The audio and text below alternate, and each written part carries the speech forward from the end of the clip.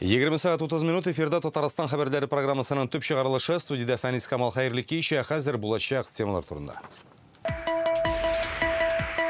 Мотоциклларда йөрү сезоны әле ачылдыгына, алар катнашындагы юл һәлакәтләре инде теркәлгән. Мотоцикл ул куркынычрак транспортный средство. Татарстан юлларына мотоциклларда кизү торучы ЮХИДИ хезмәткәрләре чыкты. Бу хакта тулырак Рүзәл Шарипов. 2 майга кадәр декларацияны тапшырып, 17 июльгә кадәр салымны түләргә кирәк. За несвоевременное представление предусмотрены штрафы и пени, которые тоже достаточно существенны. Кемнәр керемнәре турында мәгълүмат тапшырган, Татарстанда миллиардерлар бармы? Бу хакта Алия Хайретдинова. Апрель айына хас булмаган һава торышы, толпаннар уяна, аккышлар кайта. Республиканың кайбер районнарында плюс 20 градус. Жылы бездә озаккамы? Бу хакта Инзилә Хусаинова. Тикшеру комитеты Нурлат районы буенча ЮХИДИ бүлекчәсе башлыгының үлеме сәбәпләрен ачыклый башлады. Денис Агеевның гәүдәсен кичә эш кабинетында табалар. Янында табель пистолеты яткан. Бүген безгә билгеле булганча, Татарстанда үз-үзенә кул салу халәтенә китереп җиткерү маддәсе буенча җинаятьчедә ачылган. Денис Агеевка 32 яшь була, өйләнгән, балалары бар. Бу вазифага ул узган елның июнендә билгеләнгән була. Аңа кадәр юл патруль хезмәте батальонында взвод командиры урынбасары булып эшләгән. Эчке эшләр министрлыгында хәзер махсус комиссияда оешкан тикшерү бара.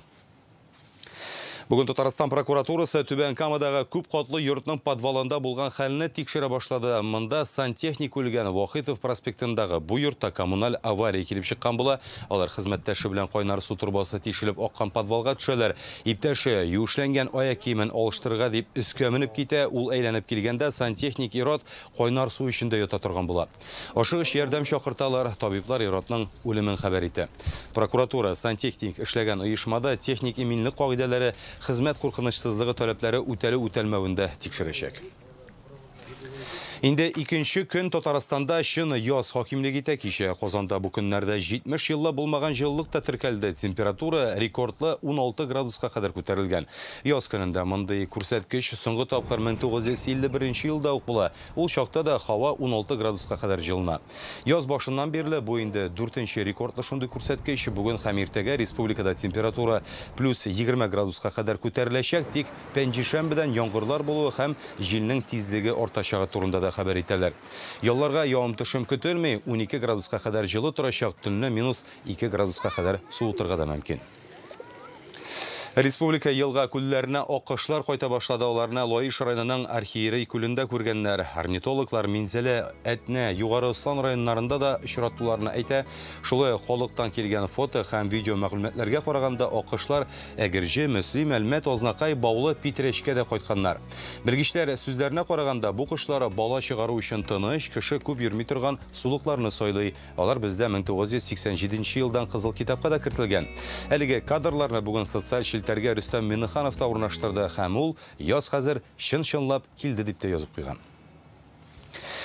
Быел көннәре башка елдагыдан иртәрәк җылыткач, толпаннар да тизрәк уянган. Галимнәр әлеге бөҗәкләрдән кешегә күчә торган яңа вирус ачыклый. Хасеки дип аталучы бу йогышлы шир үпкәләр ялкынсынуына һәм бизгәккә китергә дә мөмкин. Вирус илнең көнчыгыш төбәкләрендә табыла. Татарстанда әле ул юк ди Роспотребнадзор белгечләре. Әлеге ширнең төп куркынычы шунда ул башка инфекцияләр белән югарга мөмкин. Хасеки энцефалит һәм 3 төрле бизгәк авыруын да китереп чыгара икән. Әлеге вирусның беренче чирак 10 ел элек Владивосток һәм Новосибирск шәһәрләрендә теркәлгән булган. Республикада мотоциклларда йөрү сезоны әле ачылдыгына, алар катнашындагы юл хәрәкәтенә ләгеп инде 2 кеше имгәнгән. Бер авария Алексеевск районында, икенчесе Казанның Яңа Сосновка бистәсендә килеп чыга. Узган ел мондый бәхетсезлекләргә очрап 4 кешенең гомере өзелгән. Тагын 45 кеше төрле тән җәрәхәтләре дә ала. Хәрәкәтләр санын киметү өчен бүген Татарстан юлларына мотоциклларда йөрүче инспекторлар да чыкты. Алар көзгә кадәр шәһәр урамнарында хәрәкәт итеп, юл йөрү кагыйдәләрен бозучыларны тоткарлай. Беренче рейдта Рүзәл Шарипов та булып кайтты. Мотоциклларда йөрү сезоны әле башландыгына, әмма республикада алар катнашындагы беренче юл һәлакәтләре инде теркәлә дә башлады. Мәсәлән, хәзер без Казанның Яңа Сосновка бистәсендә, нәкъ менә биредә 2 апрель көнне башкаладагы беренче юл һәлакәте теркәлә дә инде. Сулга борылганда Kia машинасындагы хатын-кыз мотоцикл йөртүчесенә юл бирми, һәм алар шунда ук бәрелешә дә. Бу урында тизлекне сәгатенә 40 чакрымнан арттырырга ярамый, әмма аварияны үз күзләре белән күрүчеләр сүзләренә караганда, мотоцикл йөртүче бик кызу барган. 29 яшьлек егетне 7-нче шәһәр хастаханәсенә алып киләләр. Аның аягы сынган, травматология бүлегендә дәвалана. Мондый бәхетсезлек очракларының санын киметергә кирәк. Бу хәзер ЮХИДИ хезмәткәрләре алдына куелган төп бурычларның берсе. Шуңа бүгеннән алар үзләре дә кагыйдә бузучы мотоцикл йөртүчеләрне тоту өчен мотоциклда рейдка чыга башлады. Транспорт йөртү таныклыгы, аны теркәү, иминиятләштерү белешмәләрен тикшерәләр. Беренчеләрдән булып инспекторлар Артем Филипповны туктатам. Ул мотоциклда инде 20 еллап йөри. Барлык юл кагыйдәләрендә үтәргә тырыша, шуңа аварияләргә дә очраганым юк ди. По зеркалам смотреть почаще. Юлларда язын айрыша сак булырга, көзгеләргә ешрак карарга киңәш итәр идем. Мотоциклда баручыларга борылыр алдыннан кисәтү билгеләре бирүне онытмау мөһим.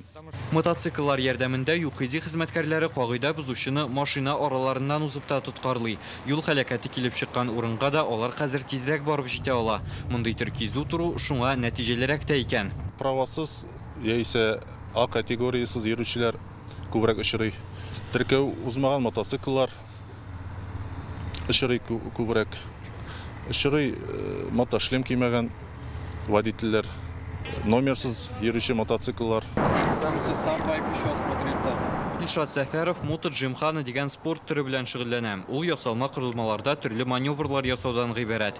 Тәҗрибәсе шактый, әмма сезон әле ачылганда гына шәһәр урамнарына чыкканда дулкынлана икән. Чөнки аварияләргә эләкмәү минем усталыгымнан гына тормый ди. Автомобилисты отвыкли от мотоциклиста за зимний период. Язын автомобиль йөртүчеләр өчен юлларда мотоцикллар барлыкка килүе көтелмәгән күренеш. Күп кенә аварияләр шуның өчен килеп чыга да инде. Әлбәттә, юлга кузгалыр алдыннан транспортның төзек булуында тикшерү мөһим.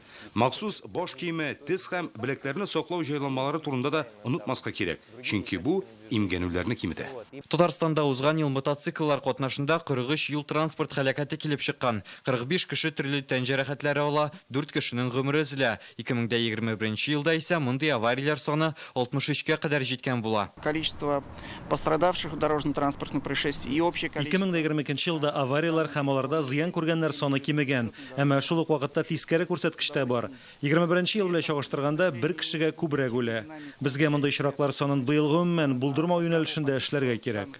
Инспекторларның мотоциклларда кизү торуы аварияләр санын киметүнең бер юлы дип ышана белгечләр. Мондый төркемнәр көзгә кадәр Казан, Ярышаллы һәм Әлмәт шәһәрләрендә эшләячәк. Рүзәл Шарипов, Рамзил Гарипов, Яңа Гасыр каналы. Махсус хәрби операция зонасыннан Татарстанга егетләрнең икенче төркеме кайта башлады. Зарыгып көтүче якыннары белән ярты елга беренче очрашулары айруча җылы килеп чыга. Менә Бөгелмәдә беренче сыйныф укучысының иң зур теләге дәрес вакытында укытыла. Әтисе кайтуга чәчәк бәйләмнәре тотып, кызның янына мәктәпкә килгән. Икенче бер махсус хәрби операция зонасында госпитальдә медицина хезмәткәре булып эшли, кайтуы турында гаиләсенә алдан хәбәр итмәгән. Туп-туры мәктәп ашханасында эшләүче әнисе һәм шушында укучы сеңлесе янына килә. Киләсе 2 атнаны хәрбиләр якыннары янында үткәрәчәк.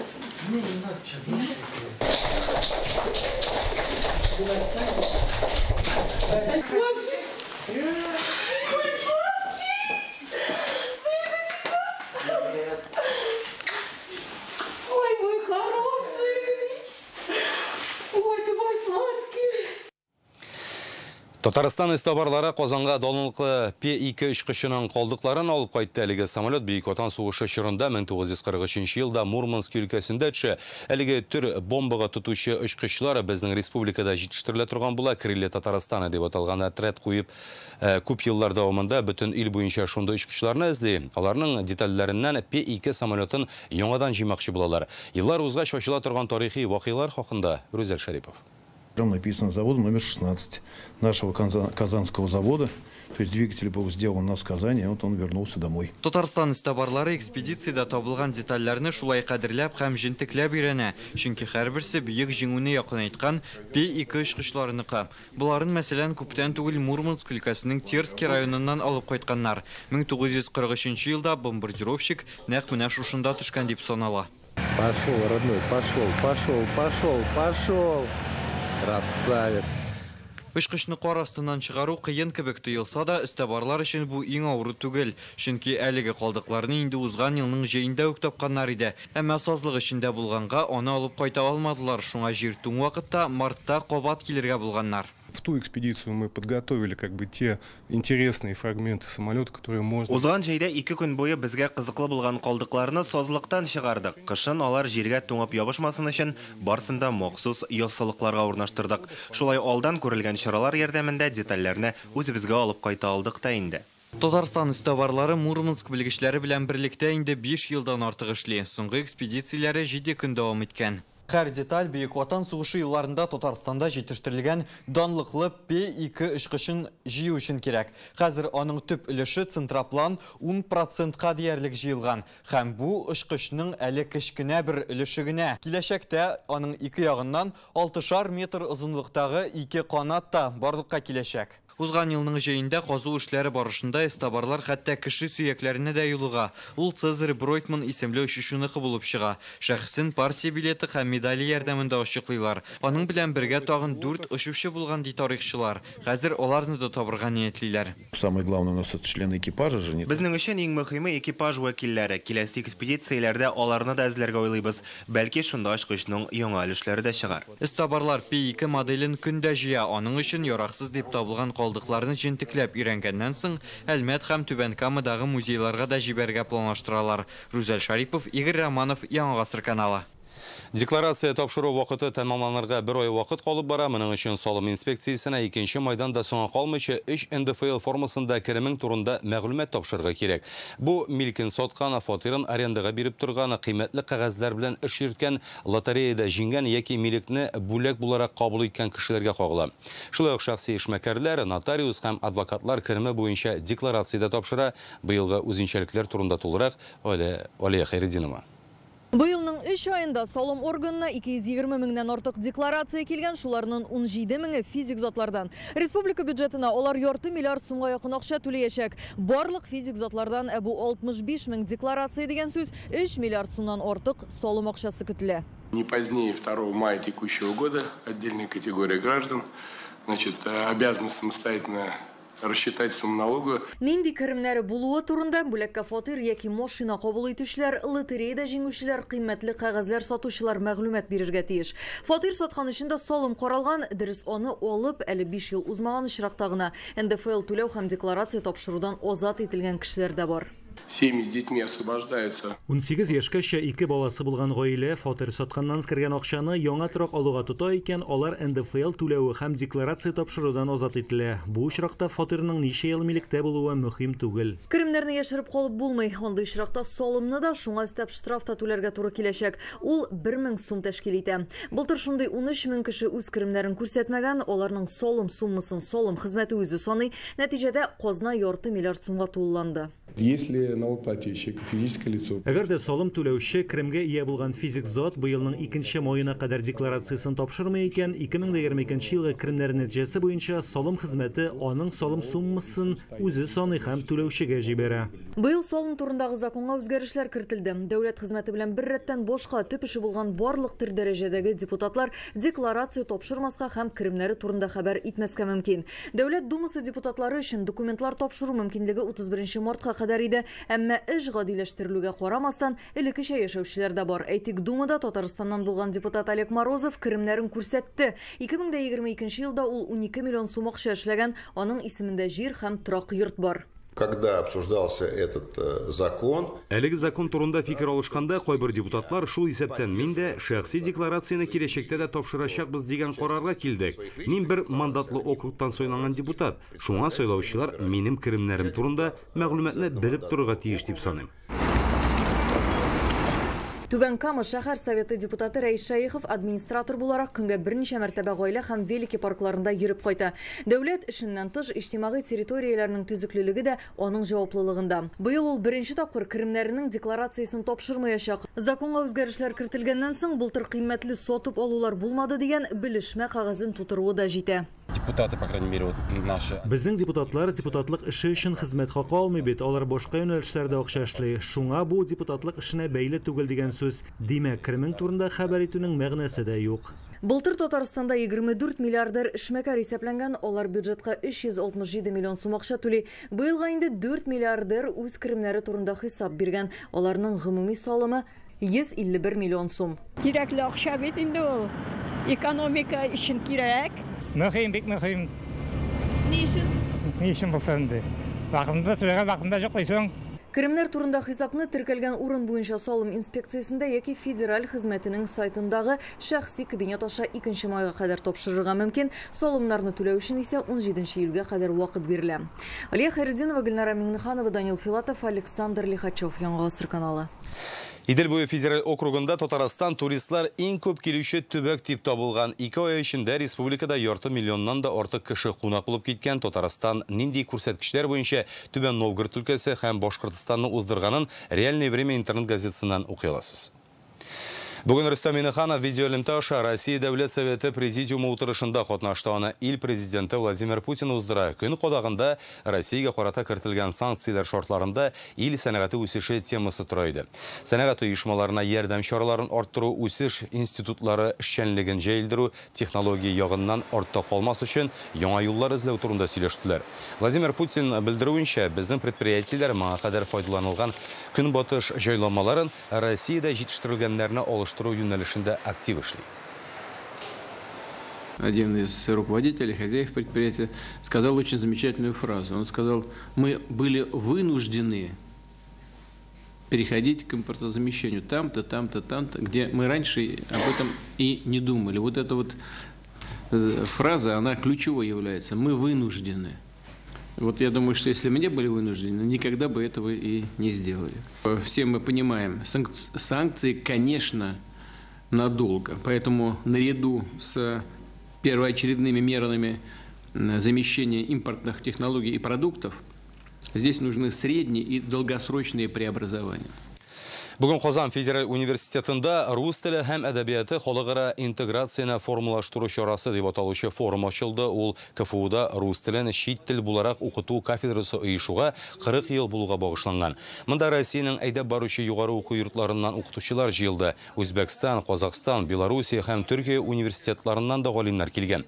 Форум барышында рус телен чит тел вәкилләренә өйрәтү алымнарын караячаклар, шулай ук рус теле һәм әдәбияты укытучылары ассоциациясе идарәсенең күчмә утырышы да планлаштырылган.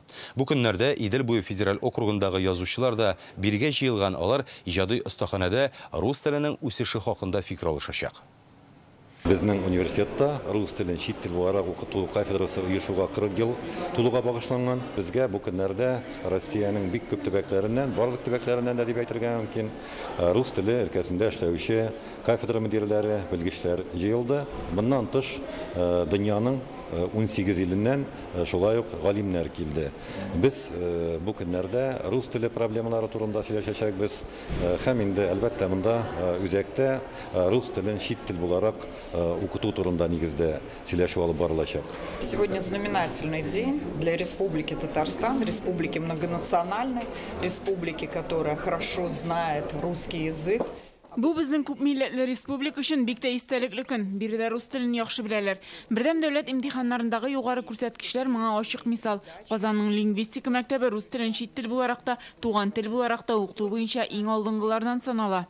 Лингвистическая школа – это одна из лучших школ в преподавании русского языка и как иностранного, и как родного. Ну, теперь мы точно можем говорить и как государственного языка, и прежде всего государственного языка Российской Федерации. Мы здесь не случайно. Бу очраклы гына җыелу түгел, инде кичә конференция үткәрдек. Алдагы берничә көндә дә язучылар, укытучылар, галимнәр төрле чараларда рус теленә багышланган чараларда катнашачак. Бүгін Россия Фәннәр Академиясының Qozon фәнни тикшеруні үзәге ұйыштырған ең яхшы яшь ғалим конкурсының финалы өтті. Башқаларның түрлі юғары оқу йортларында эшләүче 25 ғалим һәм аспирант химия, физика, шулай ук авыл хуҗалыгына кагылышлы хезмәтләре белән таныштырды. Андрей Смолобочкин яман шишкә каршы яңа препарат тәкъдим итә. Ул хәзер кулланыла торган башка дарулардан аермалы буларак кеше организмына азрак зыян салачак, ягъни ауру күзәнәкләрне генә юк итә. Ранис Гарипов нанотурба куллануның яңа мөмкинлекләрен өйрәнгән. Аларны кыш көне тәрәзәгә боз катмасын өчен кулланып була ди. Шулай ук кирпич ясаучы заводлар өчен дә файдалы. Составына нанотрубкалар салсаң, кирпич ныграк була икән. Ирина Иванова кышкы салкыннарның уҗымнарга ничек йогынты ясавын өйрәнә. Статьяларда язалар. Менә нанотрубканы обрабатывать итәсез, функционализировать итәсез. Ардан соң сезнең композит яхшырак була дип. Инде без үзебезнең эшебездә төрле вариант обработка белән карап, алай булмый икән дип белдек. Кайбер төрле итеп обрабатывать итсәң, ул тагын да начарлана, яхшырак. Бу конкурсның максаты фән үсешенә зур өлеш керткән талантлы яшьләрне барлау, аларга матди ярдәм күрсәтү, җиңүчеләрне 5 номинациядә бүләклиләр, аларга акчалата премияләр дә каралган. Россия блогерлары Татарстанның тарихи урыннарын бөтен илгә күрсәтәчәк. Алар ВКонтактедагы Места дип аталучы проект буенча республикадагы үзенчәлекле урыннарны төшерә, кызыклы шәхесләр белән аралашачаклар һәм үз язылучыларын таныштырачаклар. Бүген блогерлар башкаланың Бауман урамы буйлап үтте, Кремльне карадылар. Шулай ук Урам Экстрим паркы, барлык диннәр гыйбадәтханәсе, борынгы Булгар, Татар авылы этнография музеена барачаклар. Алар хәзерләгән видеороликларны Россиянең 70 төбәгендә күрсәтергә ниятлиләр. Язмаларына апрель ахырында ВКонтакте платформасында карап булачак. Татарстанда нурлы Рамазан дип аталучы конкурста 27 объект катнаша, алар арасында 18 мәчет, 2 кибет, җәмәгать туклану урыннары, шәхси йортлар һәм мәктәпләр дә бар. Менә бу кадрлардан күренгәнчә Казанның Каюм Насыйри урамында матур итеп бизәп куйганнар. Искәртеп узабыз, Рамазан ае уңайыннан биналарны матурлау бәйгесе беренче мәртәбә игълан ителде.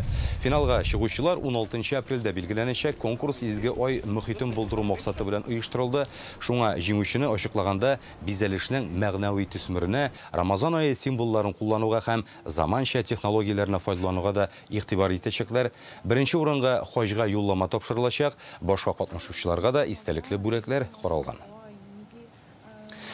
Яңа атна бара һәм без сезгә әйдә Татарстан сәхифәсенең яңа чыгарылышын тәкъдим итәчәкбез. Ул Татарстандагы милли мәдәниятләр һәм гореф-гадәтләр елы уңайыннан эфирга әзерләнә. Шулай ук республикада яшәүче милләтләрнең йолалары турында бай мәгълүмат белән танышырга мөмкинлек тә бирә.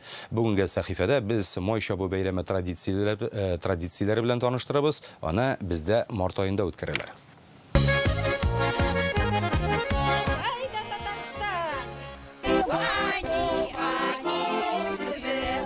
Шәһәрчегенә килгән һәр кунакны җыр бию белән зурлап каршылыйлар. Матрешки ансамбленә йөрүчеләр инде 16 ел буе мондагы бер бәйрәмне дә калдырмый. Әмма май чабу иң көтеп алганы диләр. Татарстанда бик күп разный народности и бөтен кеше үзенчә отмечает итә. Без бик жаратабыз бу масленица.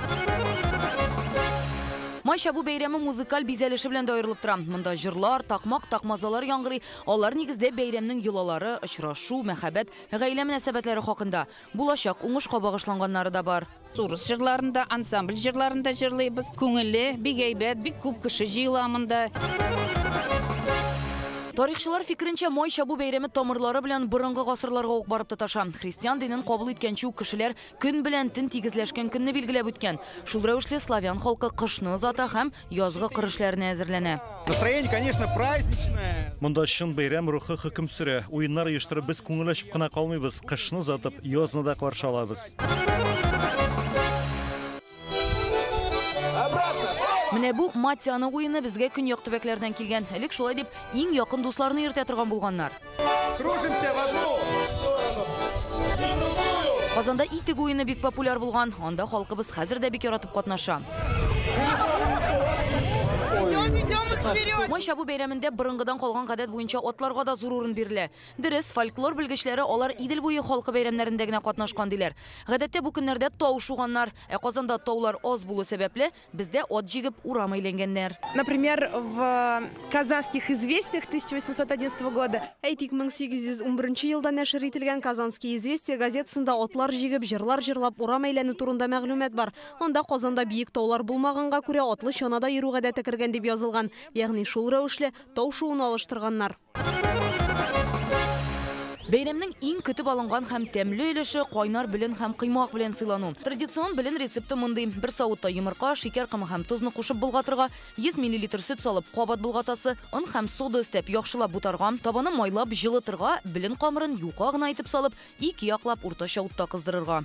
Традиция буенча май, бал белән генә биргәннәр, икра белән биргәннәр. Без инде үзебезнең икенче төрле яңа продукт белән, икенче төрле итеп, үзенчәлекле итеп ясап, кыймак белән кешеләрне ясап сөйлибез шуның турында. Майша бу бәйрәменнән соң ук православие дине тарафдарлары өчен 40 көнлек бөек ураза башлана. Шуңа бәйрәм көннәрендә сыйлану гадәте кергән. Бәйрәм вакытында утрау урамнары буйлап карашкы күтәреп тә йөрделәр. Шунда ук аны яндыралар да. Бу бәйрәм ахырына якынлашуны аңлата. Карашка әлеге очракта кышны да, барлык иске борчу мәшәкатьләрне дә символлаштыра. Огонь это вообще всегда. Ут һәрвакыт чистарынын аңлата. Карашкыны бөтен кайгылар, борчулар ут белән янып бетсен өчен яндыралар.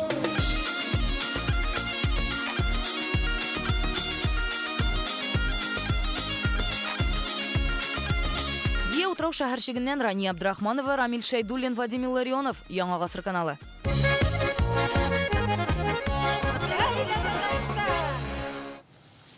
Сез шишәмбе көн яңалыклары белән таныштыгыз. Хәзер реклама аннары һава торышы турында мәгълүмат, аны сезнең игътибарга Эльвина Насыйбуллина җиткерәчәк. Сау сәламәт булыгыз.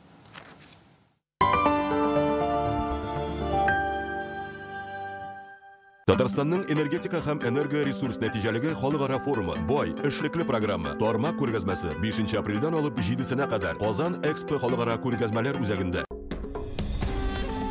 Көн чыгышның сихри бизәкләре, зауыклы хыял бизәкләренә үрелгән нәфис алтын сызыклар, миллионлаган йөрәкләрне яулаган бизәнү әйберләре.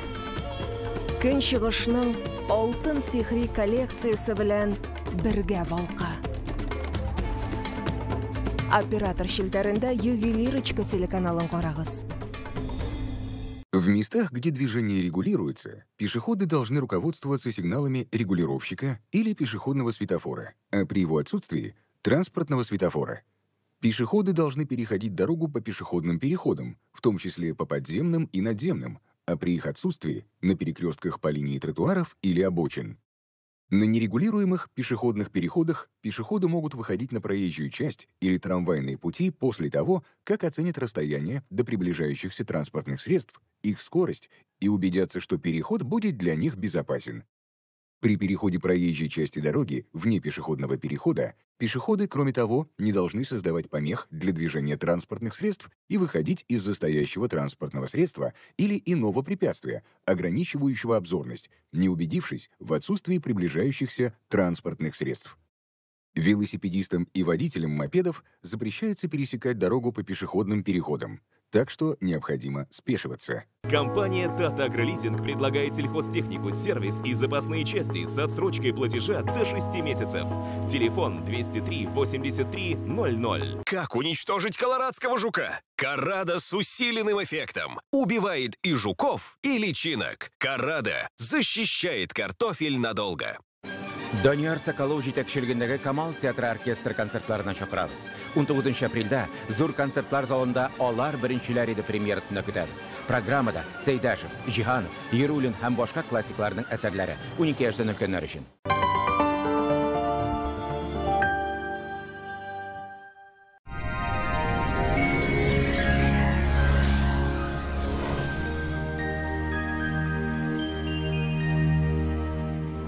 Исәнмесез, эфирда һава торышы чаралышы. Алдағы тәүлектә безне җылы һава торышы көтә, ләкин атмосфера фронтлары явым-төшемнәр дә алып килергә мөмкин. Daniel Master компаниясында язгы бүләкләр дәвам итә. Үзегез теләгән корпус җиһазына 20% ташлама белән заказ бирә аласыз. Ашыгыгыз. Акция бары тик апрель азагына кадәр гамәлдә. Белешмәләр өчен телефон 267-166. Яндекс погода мәгълүматы буенча көньяк-көн чыгыш Бөгелмә баулы азнакайда болытлы һава температура көндез якынча 15 градус җылы, төнлә 5 градуска кадәр җылы. Төньяк-көн чыгыш районнарда Түбән Кама яршаулы Алабугада шулай ук болытлы һава көндез 18 градуска кадәр җылы, төнлә 4 градуска кадәр җылы.